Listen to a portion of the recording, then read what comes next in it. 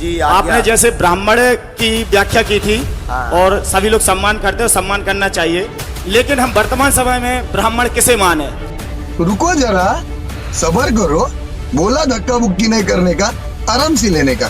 हाँ, ब्रह्म की चर्चा करता हो, ब्रह्म को जानने की जिज्ञासा रखता हो, मस्तक पर तिलक रखता हो, शिखा चोटी बंधन हो, यज्ञोपवीत का धारण करता हो, कर्म कांड करता हो, भगवत भक्ति करता हो, कर्म कांड ना भी करता हो, अगर वो यज्ञोपवीत धारण करता, तिलक लगाता, शिखा रखता है, ब्रह्म की चर्चा करता है, उसे ही ब्राह्मण कहा जाता है। इस भाई ने धीरेन्द्र शास्त्री जी से बहुत अच्छा सवाल किया है कि वर्तमान में ब्राह्मण किसे माने।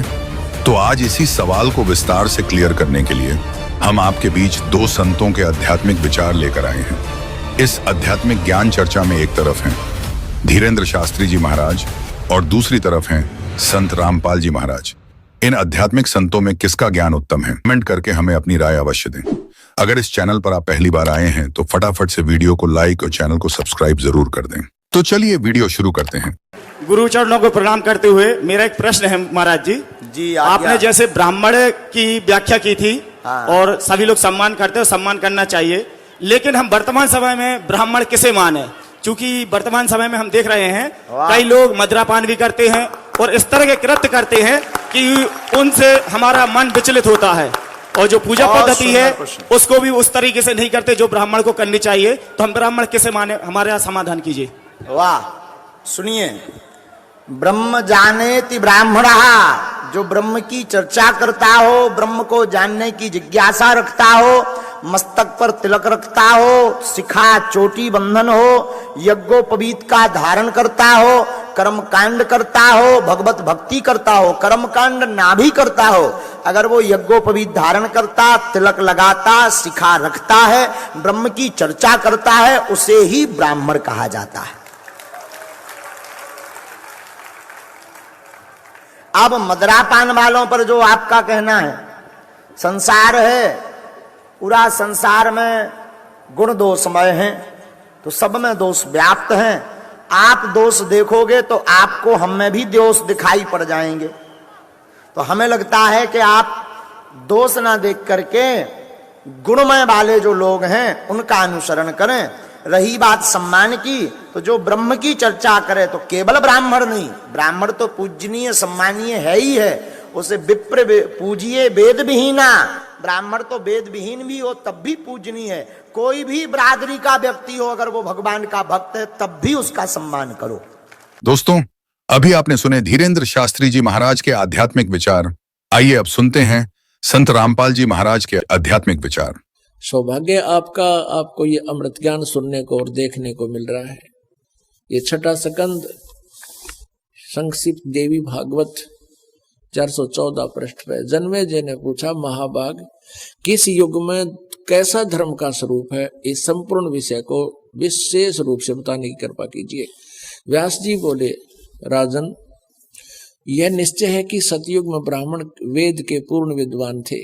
देखिए, व्यास जी कह रहे हैं कि सतयुग में ब्राह्मण वेद के पूर्ण विद्वान थे और उनके द्वारा निरंतर भगवती जगदम्बा यानी देवी का, दुर्गा की आराधना होती थी। भगवती का दर्शन करने के लिए उनका मन सदा ललायित रहता था। प्रत्येक गांव में शक्ति का मंदिर उद्घाटन हो, इस विषय की उनके मन में बड़ी उत्सुकता रहती थी। देवी की पूजा करा करते, वेद के विद्वान है तेरा गजब है। अरे ये सतयुग में ये मंदिर का लठी कटवाए नकली ब्राह्मणा ने, ये काम बिगाड़ रखा सारा, अपने स्वार्थ बस अपने चेले बिठा दिए, उन्हें पूजा लागी, इनकी मौज माच की। प्रत्येक गांव में शक्ति का मंदिर हो। अब यहाँ क्या बता, देखिए, ये तो सतयुग के ब्राह्मण की थी। अब कलयुग के ब्राह्मणों की सती थी, और सुन लो इसी पवित्र पुराण में, धर्म की यही सती थी, त्रेता में भी रही परंतु कुछ ह्रास हो गया था। सतयुग की जो सती थी वह द्वापर में विशेष रूप से कम हो गई थी। राजन, उन प्राचीन युगों में यानी सतयुग, त्रेता, द्वापर में जो राक्षस समझे जाते थे वे कली में ब्राह्मण माने जाते हैं, कलयुग में, क्योंकि अब के ब्राह्मण प्राय पाखंड करने में तत्पर रहते हैं, दूसरों को ठगना, झूठ बोलना और वैदिक धर्म कर्म से अलग रहना कलयुगी ब्राह्मणों का स्वाभाविक गुण बन गया है। पुण्यात्मा, परमेश्वर ने 600 वर्ष पहले कहा था, वेद पढ़े पर भेद न जाने, ये बाँचे पुराण 18, और पत्थर को ये पत्ते खुआवे, भूल गए सिरजनहारा। वेद पढ़ने, भेद नहीं जाने, और ये बाँचे पुराण 18, और कह खेगा पता नहीं, लेकिन पुराणों में क्या लिखा हुआ है। ब्रह्मा जी अजरो अमर है, सर्वेश्वर है, महेश्वर है, इनकी कोई माता पिता नहीं, यही समृद्ध शक्ति है, और ये जन्मते मरते नहीं। और पुराणों में लिखा है ये जन्मते और मरते हैं, इनका तो जन्म और मृत्यु होती है। यही अपनी देवी पुराण आपको स्पष्ट करेगी। पुणात्माओं, जब तक हम अपने उन पवित्र सदग्रंथों से स्वयं परिचित नहीं होंगे, तो हमारे अंदर जो जमा हुआ ये युगों युगों का लोक वेद या दंत कथा हटे नहीं, और इसके हटे बिना भगवान की रुचि बढ़े नहीं तो हमारी इन्हीं में आस्था पड़ी रहेगी। तो दास का उद्देश्य यही है कि आपको रूबरू करा दूं, ताकि आप प्रत्यक्ष प्रमाण देकर भगवान को पहचान सके और ज्ञान समझ सके। और ज्ञान समझ में आ गया, फिर तो ये परमात्मा की महिमा बच्चा बच्चा गाया करेगा, और कोई भी नो कहेगा कबीर इज गॉड। अब तेनों का छोड़, किसने कबीर गॉड बना दिया, देख लो भाई, सुन लो, ये उस कबीर दानक ना भगवान बतावे। यानी 1000 लाख करोड़ आदमी ये कहने वाले मिलेंगे, और फिर क्या होगा, एक भी विरोध करनिया नहीं होगा। वो न्यू कहेंगे कि हाँ भाई भगवान कबीर इज गॉड। कबीर तो परमात्मा थे, यही पूर्ण ब्रह्म थे। तो उस स्थिति में आने के बाद फिर हम केवल आप जी को परमात्मा के वो ज्ञान महिमा कोड वर्डों में भी सुनावांगे तो भी समझ में आवेगी आपके, और आनंद और अधिक होगा। तो उसके लिए ये खेत तैयार किया जा रहा है, ये फील्ड तैयार किया जा रहा है, सदग्रंथों को रूबरू किया जा रहा है। अब थोड़ा सा और दिखा दूं, इन सतयुग के ऋषि में ऋषियों को क्या ज्ञान था देखना। ये वही श्रीमद् देवी भागवत गीता प्रेस गोरखपुर से प्रकाशित है। ये 6ठा स्कंध और श्री संक्षिप्त देवी भागवत 414 पृष्ठ पर। जन्मेजय ने पूछा, महाभाग किस युग में कैसा धर्म का स्वरूप है, इस संपूर्ण विषय को विशेष रूप से बताने की कृपा कीजिए। व्यास जी बोले, राजन यह निश्चय है कि कलयुग में ब्राह्मण वेद के पूर्ण विद्वान थे। उनके द्वारा निरंतर भगवती जगदम्बा की आराधना होती थी। भगवती का दर्शन करने के लिए उनका मन सदा ललायित रहता था।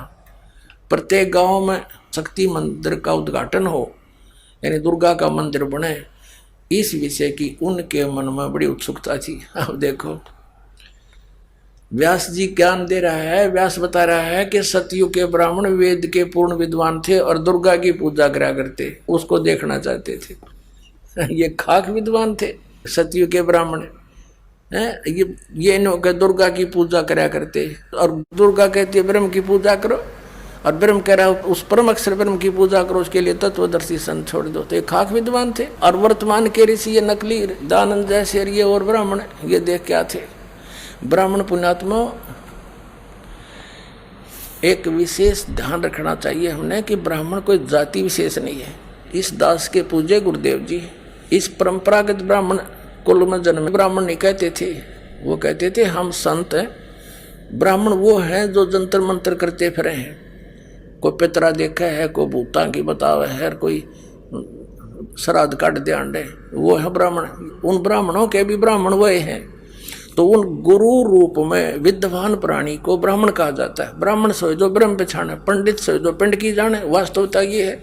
लेकिन एक परंपरागत पंडित उसको माना जाता है ब्राह्मण जो पंडिताई करता है।